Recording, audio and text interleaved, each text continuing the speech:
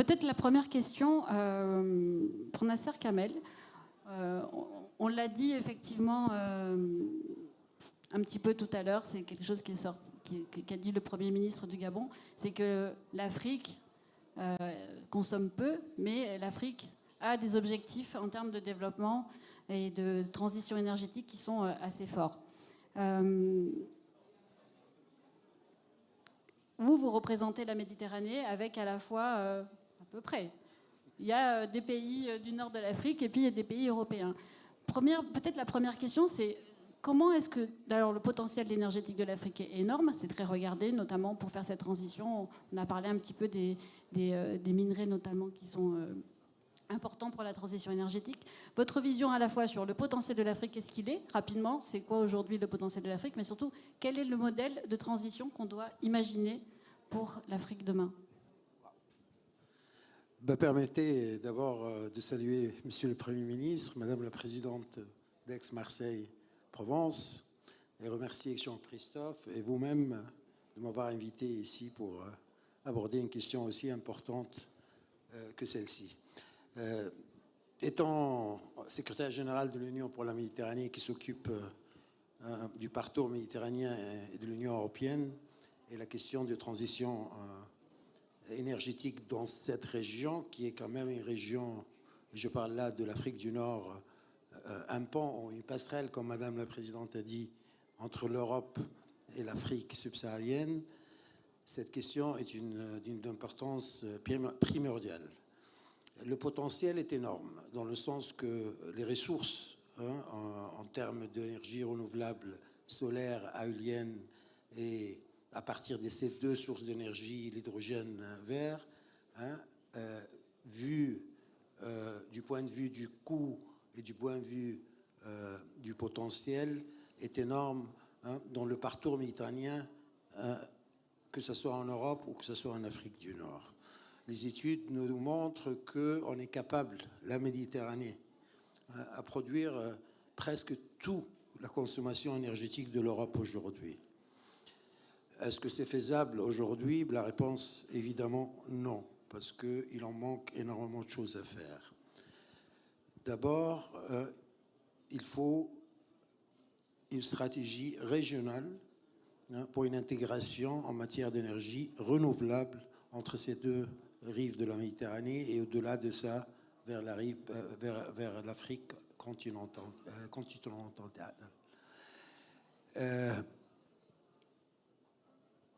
L'Europe, malgré le fait, et surtout la Commission européenne, malgré le fait qu'elle a investi énormément pour développer ces secteurs dans le Sud, le fait que la politique de voisinage de l'Union européenne a orienté pas mal des investissements vers ce secteur dans le sud de la Méditerranée et vers l'Afrique, mais quand même, je constate, et c'est un peu une critique, que l'Europe, après le choc de la guerre en Ukraine, a une attitude vis-à-vis sa politique énergétique pour un peu assurer une autosuffisance, pour ne pas être géopolitiquement vulnérables comme ils étaient tout de suite après l'invasion de l'Ukraine par la Russie. Et cela, d'une manière ou d'une autre, empêche quand même un départ agressif au niveau d'investissement, transfert des technologies et coopération avec le sud de la Méditerranée dans la matière. Cela dit, ce manque d'orientation stratégique pour une approche régionale intégrée est récompensée par un intérêt croissant du secteur privé. On constate aujourd'hui que les grandes entreprises du Nord prennent énormément d'intérêt pour développer ces secteurs dans notre partie du monde. Je parle du sud de la Méditerranée. Des investissements dans l'éolien, dans le solaire, vu aussi la réalité économique que le coût est moindre dans cette partie du monde par rapport à l'Europe, que vu la disponibilité des terrains, vu le coût de la main-d'œuvre, rend cette industrie beaucoup plus prometteuse au sud qu'elle est au nord. alors il y a un vrai transfert de technologie, un transfert des sources, je veux dire une mobilisation des fonds privés qui font que ces pays ont pu développer d'une manière soutenue ce secteur. On voit des pays comme le Maroc qui visent 50% de son mix énergétique basé sur le renouvelable au bout de 10 ans. L'Égypte qui part sur une vision de 42% de son mix dans les années qui viennent, et le reste est en train d'aller dans la même direction. Mais il y a aussi d'autres défis, pas seulement l'orientation stratégique de l'Europe, mais il y a la problématique d'une intégration au niveau de l'interconnexion. L'interconnexion entre le système, entre les réseaux européens d'une part et les réseaux du sud de la Méditerranée d'une autre part. Il y a des projets assez prometteurs comme celui de Metso qui vise à lier le Maroc avec l'Espagne et à travers l'Espagne vers la France et l'Allemagne. Il y a le projet Grégui qui vise à approvisionner la Grèce et le reste de l'Europe à travers l'Égypte. Et on parle là de renouvelables, on ne parle pas de... et ce sont des interconnexions électriques. Mais est-ce qu'ils sont suffisants pour créer un système intégré? Non. Pour conclure, je ne sais pas si j'ai un peu dépassé le temps. Oui. J'aimerais bien surtout entendre Elisabeth Moreno sur ce sujet du potentiel et du modèle, et on va y revenir après. Alors pour conclure, je dirais que le potentiel est là.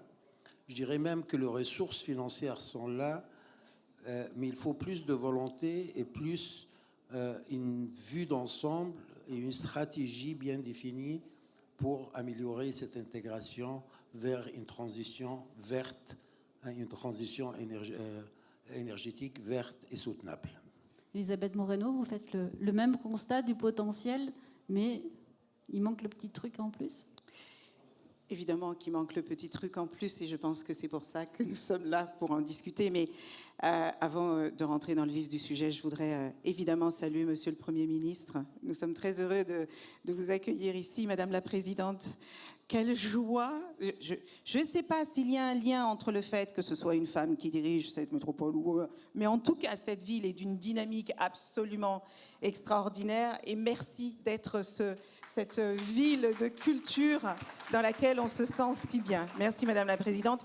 Et évidemment, il faut que je salue le travail de Jean-Christophe Tortora et puis de Tatiana de Franqueville, parce que vous savez, en ce moment, on parle de tout ce qui ne va pas entre l'Europe et l'Afrique, et on oublie parfois de dire qu'il y a des choses qui vont bien, et ces moments de dialogue et d'échange sont absolument essentiels. Je ne sais pas qui disait tout à l'heure, je crois que c'est Monsieur le Premier ministre qui disait tout à l'heure qu'il y a des personnes qui font des milliers de kilomètres pour venir commercer avec le continent africain, alors qu'il n'y a que 14,4 kilomètres qui séparent le continent africain et le continent européen, et que nous avons dans notre histoire des pages, de belles pages et des pages sombres, mais la seule manière de pouvoir surmonter tout cela, c'est bien de dialoguer. Donc merci à la tribune de nous donner cette opportunité. Parler des opportunités du continent. Alors, comme je suis africaine, je ne vais pas être fondamentalement objective, mais c'est là tout l'intérêt de cette discussion, parce que je suis aussi européenne. Moi, je suis assez fascinée de voir que ce continent dispose d'immenses ressources naturelles, d'immenses ressources humaines. Faut-il rappeler que c'est le continent, en termes de développement démographique, c'est le continent de l'avenir. Si je devais faire un parallèle, je dirais que le continent africain a aujourd'hui ce dont le continent européen a besoin, et que le continent européen a ce dont le continent africain a besoin. C'est une jolie définition, ça. Et c'est une réalité. Parce que comment se fait-il que le continent européen, pour entrer dans sa transition énergétique, aille chercher des ressources naturelles qui sont sur le continent? Je veux quand même préciser que pour cette transition énergétique, nous avons sur le continent tout le soleil, tout l'eau, tout le vent. En fait, le continent africain peut être un magnifique laboratoire de ce que peut être le développement industriel du monde demain. Mais évidemment, ça ne peut pas se faire sans investissement massif. Ça ne peut pas se faire sans des partenariats extrêmement forts, extrêmement solides, peut-être beaucoup plus équilibrés qu'ils ne l'ont été jusque maintenant, parce qu'il serait temps, à un moment où on a des pays comme le Congo qui seraient en mesure d'électrifier tout le continent africain, il serait temps que ces enfants soient les premiers à en bénéficier. Il n'est pas explicable aujourd'hui que des enfants qui sont dans un pays qui a des ressources naturelles aussi exponentielles, et peu de pays dans le monde ont des ressources aussi importantes que ce pays, que leurs enfants fassent encore leurs devoirs à la lumière de la bougie. Alors quand je dis... Je pense que ça a été extrêmement bien expliqué et je ne vais pas revenir là-dessus. Je crois qu'il faut être extrêmement pragmatique aujourd'hui. Les maux du monde sont trop nombreux pour espérer, pour qu'un pays seul ou un continent seul puisse espérer les résoudre tous. Ça n'est juste pas possible. Donc ce qui peut nous permettre de sortir de cette situation extrêmement préoccupante pour le monde entier, parce que c'est quand même assez fascinant que nous toutes et nous tous ici vivions à une époque où nous savons que notre espèce est en train de détruire la planète sur laquelle nous vivons et que nous ayons toute l'intelligence humaine, toutes les sciences et toutes les technologies pour répondre à ces problématiques et que nous faisons des sommets et des sommets et des forums et des réunions et des rencontres et on se rend compte que ça ne progresse pas. Moi, je me souviens qu'en 2009, l'Europe promettait à l'Afrique, je crois, 100 milliards pour accompagner le développement des énergies renouvelables sur le continent. En 2009, la même promesse a été faite en 2015. On est en 2024 et on est encore en train de se poser la question de « oups, comment il faut faire ?» Comme si on ne savait pas ce qu'il faut faire. Les solutions, nous les connaissons. Est-ce que nous mettons l'argent au bon endroit pour pouvoir mettre en œuvre ces solutions ? Définitivement non, parce qu'on peut voir la solution qui a été mise en place pour notamment lutter contre la pandémie. Si tous les pays européens ne s'étaient pas associés, si les pays africains ne s'étaient pas associés, si tous les pays du monde ne s'étaient pas associés, notre planète serait encore enfermée parce que nous n'aurions pas trouvé en 2 années les vaccins pour lutter contre la pandémie. Alors j'ai envie de te dire qu'il est peut-être temps de considérer que ce dérèglement climatique qui, au passage, touche massivement le continent qui pollue le moins, on est à 4% de pollution au niveau planétaire, quand l'Asie est à 50%, quand les États-Unis, les Amériques du Nord sont à 18%, l'Europe est à 15%, et on demande à l'Afrique, qui est en plein développement, qui a une démographie qui va demander de plus en plus de développement, de faire les mêmes efforts que les pays qui polluent le plus. On marche sur la tête. Donc, par conséquent, oui, les moyens existent. Il y a des milliers, des centaines de milliers de dollars qui transitent sur ce continent chaque année. Il y a de l'argent en Europe, il y a de l'argent partout. La vraie question à se poser, c'est comment est-ce que cet argent est utilisé ? Parce que nous, les êtres humains, nous sommes tellement créatifs que nous nous sommes débrouillés, alors que l'économie était censée être au service de l'humain, on s'est débrouillé pour mettre les humains au service de l'économie. On est quand même fort, il faut le reconnaître. Eh bien, Ring Capital, qui est un fonds que j'ai rejoint il y a 6 mois maintenant, je vous le dis, Monsieur le Premier ministre, je pense que nous avons tous constaté que les politiques d'aide au développement, c'est merveilleux. Et moi, je suis très fière de ce que fait l'AFD sur le continent africain. Je trouve que c'est très bien que Business France travaille sur ces sujets. Je trouve que c'est très bien que des organisations européennes travaillent sur le continent. Maintenant, il faut s'appuyer sur les compétences, sur les innovations et sur les savoir-faire du continent, parce qu'il y a aujourd'hui des innovations qui peuvent partir du sud vers le nord. Si un pays comme le Kenya a réussi à utiliser les énergies renouvelables et de produire 73% de son énergie grâce aux ENR, ça veut dire que l'Afrique et les Africains savent faire. Donc il faudrait que l'Europe fasse davantage confiance à la capacité d'innovation et de création de l'Afrique. Il faudrait que enfin toutes ces promesses financières qui ont été faites soient véritablement exécutées. Et à ce moment-là, peut-être qu'on arrêtera de marcher sur la tête. Merci. Les choses sont posées. On va revenir sur les différentes thématiques que vous avez abordées, notamment sur l'innovation. Peut-être une question pour la géographe. J'ai quand même envie de demander à l'experte en bas carbone, en transition bas carbone, quel est le regard que vous portez sur ce qui vient d'être dit? Monsieur le ministre, Madame la Présidente, je suis comme les autres. Alors permettez-moi de revenir un petit peu en arrière. Ce qui se passe, c'est que concernant la vision euro-méditerranéenne, euro-africaine de l'énergie, elle a été longtemps en fait guidée par une volonté, et toujours d'ailleurs, d'intégration régionale. Où on intègre par des interdépendances territoriales telles que les interconnexions électriques ou les gazoducs, le bassin méditerranéen, pour arrimer en fait le nord et le sud de la rive, de sorte à être dans une coopération territoriale forte.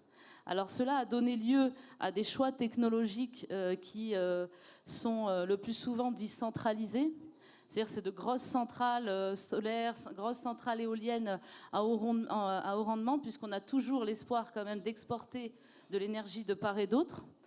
Et je pense que le choix technologique, c'est en fait la clé pour comprendre en fait le blocage, puisque déployer des centrales à haut rendement, ça nécessite des financements très élevés, très coûteux.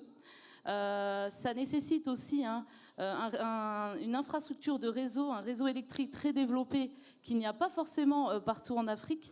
Quand on regarde ne serait-ce que l'Afrique du Nord, le réseau électrique en fait se situe surtout sur la bande littorale. Dans certains pays, il y a une infrastructure de réseau extrêmement faible.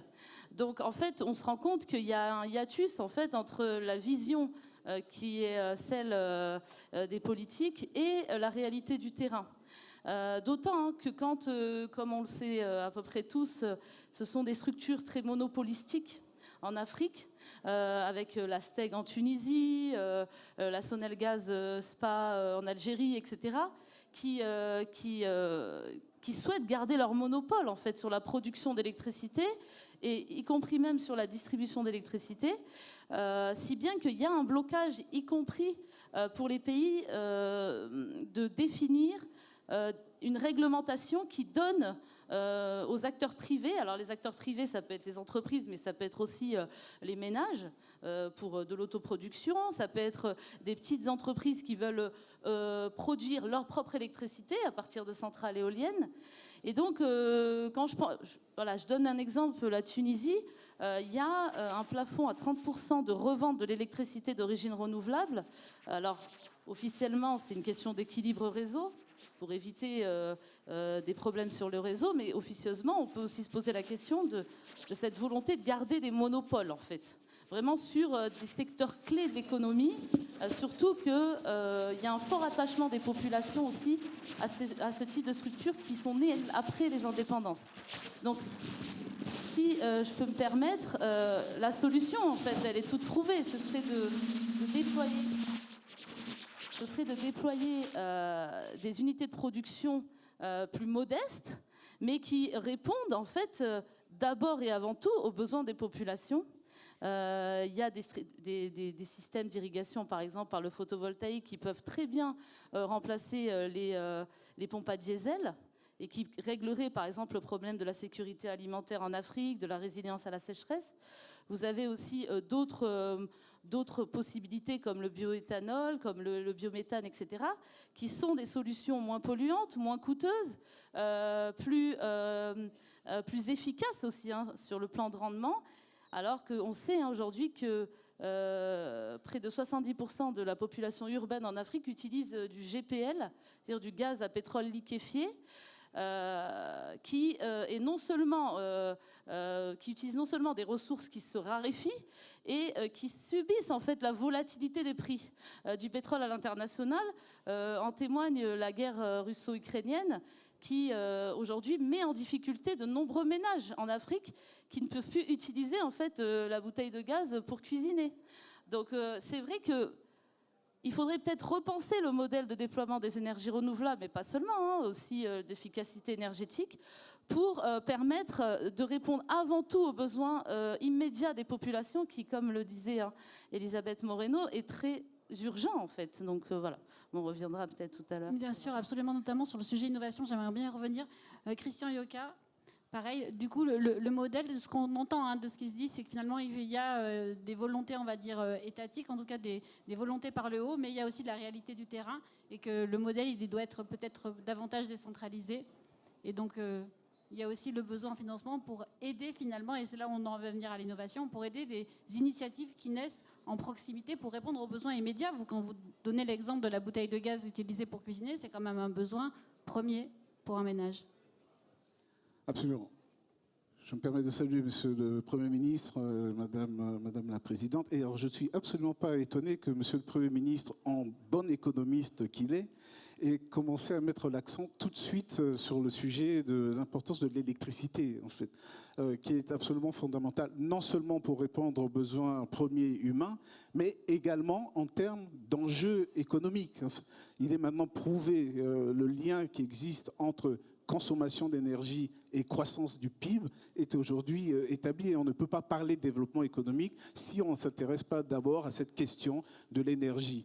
Et d'ailleurs, Lénine lui-même, en 1917 déjà, disait « La révolution, c'est les soviets et l'électricité ». 1917, c'est tout dire. Évidemment, je souscris à tout ce qui a été dit sur le potentiel énergétique du continent. Si vous prenez rien que le potentiel hydroélectrique, c'est un peu plus de 350 gigawatts. C'est énorme. Et figurez-vous que ce potentiel n'est mobilisé aujourd'hui qu'à hauteur de 11%. 11%. C'est vous dire la marge. Et donc, en effet, l'Afrique a un potentiel en matière d'énergie renouvelable, que ce soit hydraulique, solaire, éolien, considérable. Donc, l'Afrique peut, en effet, s'engager dans cette transition énergétique. Elle peut, mais elle doit également. Parce qu'aujourd'hui, l'un des grands enjeux pour elle, c'est de s'engager vers une transition énergétique décarbonée. Elle a une chance inouïe. Son rattrapage économique peut aujourd'hui être adossé sur une énergie décarbonée, à l'inverse de ce que l'on a pu observer en Asie du Sud-Est. Or, à date, la production énergétique est encore beaucoup trop adossée à de l'énergie fossile, près de 70%. C'est considérable, 32% pour le charbon, 22% pour le pétrole, 16% pour le gaz. Donc il faut nécessairement, et ce sera un avantage comparatif considérable pour l'Afrique que de s'engager dans cette voie. Et en effet, sur les systèmes, alors aujourd'hui, les systèmes ont été en effet très centralisés pendant longtemps, organisés autour des points de production, puis acheminés jusqu'au consommateur final. Aujourd'hui, les réseaux sont beaucoup plus modernes. On parle de smart grid aujourd'hui. Et avec l'adjonction de toutes les énergies renouvelables, les solutions décentralisées en cours et doivent être promues pour être au plus près, non seulement des populations, mais répondre aux contraintes géographiques qui s'imposent à chacun des pays. Nous sommes finalement tous d'accord pour dire qu'il y a un potentiel, il y a un besoin d'ailleurs du terrain, mais en fait, qu'est-ce qui bloque les investissements? On parle sur l'innovation, il y a beaucoup de start-up, vous l'avez évoqué, Elisabeth Moreno, tout à l'heure, il y a des innovations qui naissent en Afrique, qui peut venir servir les besoins européens et vice-versa. Qu'est-ce qui fait qu'on n'y arrive pas? Mais en fait, il y a beaucoup... alors d'abord, il y a de plus en plus de fonds d'investissement qui vont vers le continent, mais la plupart des fonds d'investissement qui vont vers le continent africain sont des fonds anglophones. Et qui dit fonds anglophones, du fait de la barrière de la langue avec les pays francophones, ils vont davantage aller vers l'Afrique du Sud, vers le Kenya, vers le Nigeria, etc., etc. Ce qui fait qu'il y a un déficit d'argent privé qui va venir accompagner les startups.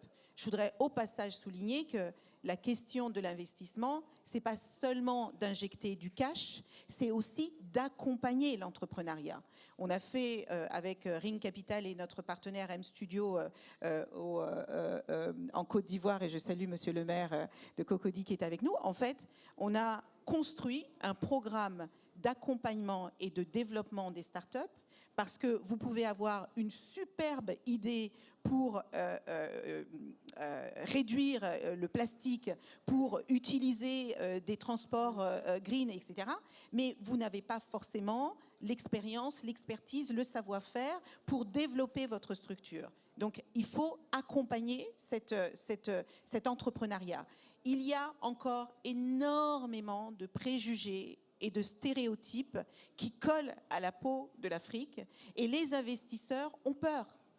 Les investisseurs ont peur de l'instabilité politique, les investisseurs ont peur du manque de transparence, les investisseurs ont peur de la corruption.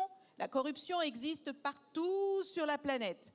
Mais pour une raison que j'ignore, sur le continent africain, on a la palme de la corruption. C'est juste que les règles ne sont pas établies de manière suffisamment claire pour que ces investisseurs se sentent rassurés. Nous, on est en ce moment même en train de lever des fonds pour aller accompagner les startups, les entrepreneurs, parce que je suis mesurée quand je parle de startups, sur le continent, la technologie accompagne les small, medium businesses. C'est pas que des startups, d'accord?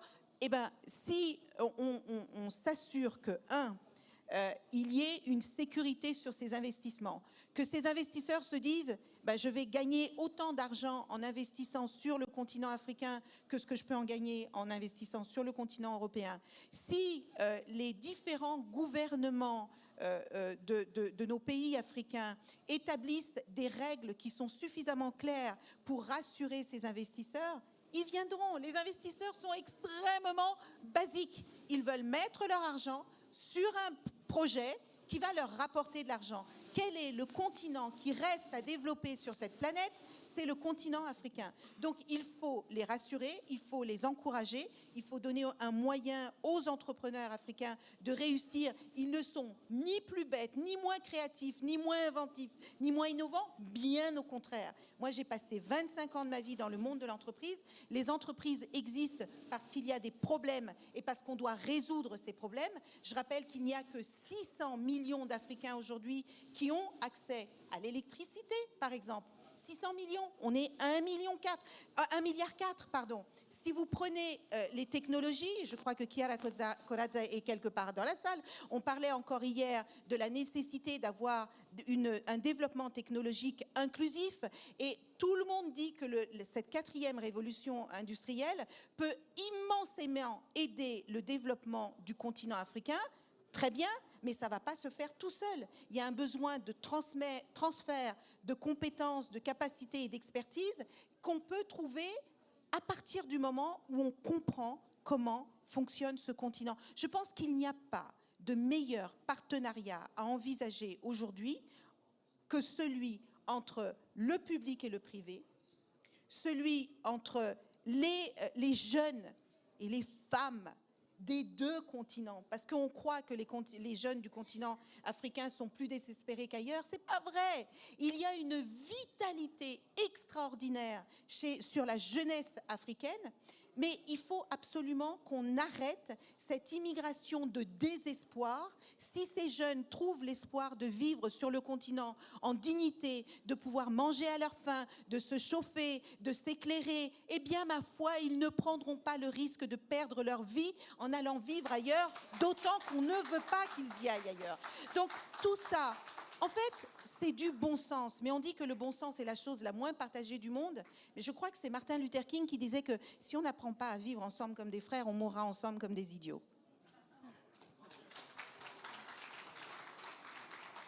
Merci beaucoup. Alors malheureusement, nous n'avons pas le temps de continuer à débattre et ça aurait été intéressant de...